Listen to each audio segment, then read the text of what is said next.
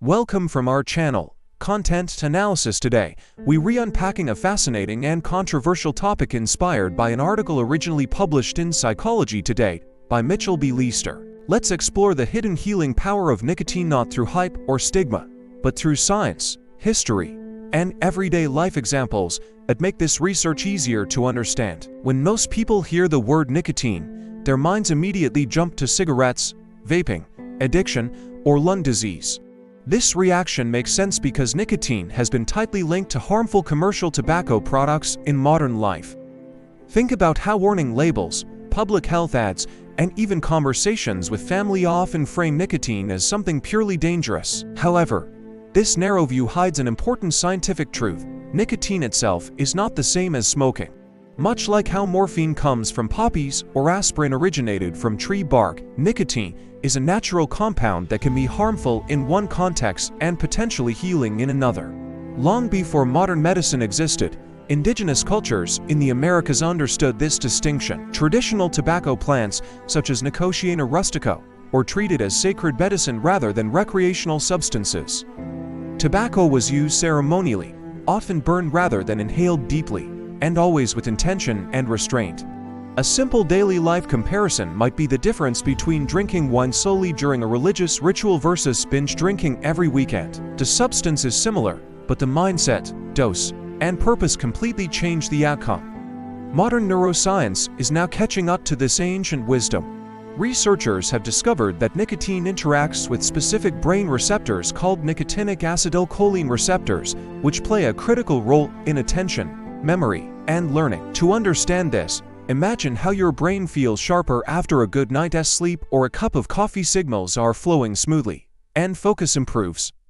Nicotine can temporarily enhance these same communication pathways, helping neurons talk to each other more effectively. Even more interesting is nicotine's ability to protect brain cells. Certain receptors, especially the alpha-7 subtype, trigger internal defense systems inside neurons.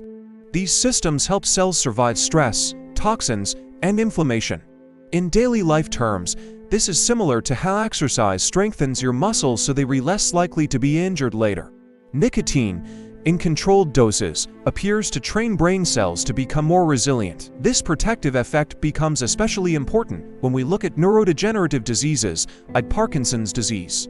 For decades, scientists have noticed a strange pattern.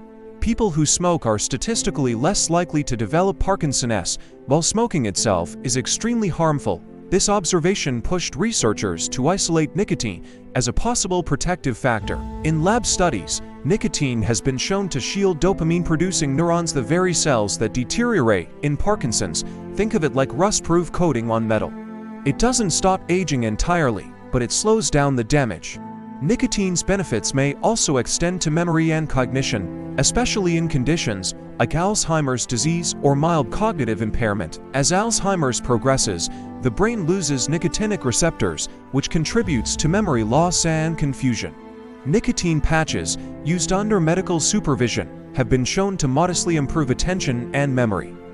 A real-world example would be an older adult who struggles to follow conversations or remember instructions, but experiences slightly improved mental clarity after treatment, similar to how hearing aids don't cure hearing loss but greatly improve quality of life. Another key area where nicotine shows promise is inflammation. Chronic brain inflammation is now known to be a common factor in depression, Alzheimer's disease, Parkinson's disease, and even autoimmune disorders. Nicotine activates what scientists call the cholinergic anti-inflammatory pathway, which reduces harmful inflammatory chemicals while preserving helpful ones. In everyday terms, it's like turning down an overactive fire alarm that keeps blaring even when there's no fire-reducing damage caused by constant stress signals in the brain. Importantly, modern medical research does not suggest smoking as a treatment.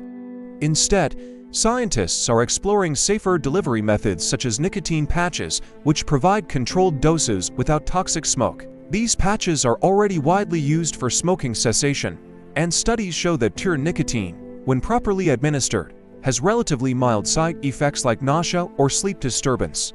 This is similar to how caffeine pills can be used medically, even though energy drinks consumed excessively can be harmful. What makes this research especially powerful is how it bridges ancient knowledge and modern science. Indigenous traditions emphasized respect, moderation, and purpose, while modern medicine provides tools to isolate compounds, measure effects, and ensure safety. Together, they remind us that nature often holds complex substances capable of both harm and healing. It is how we use them that matters most.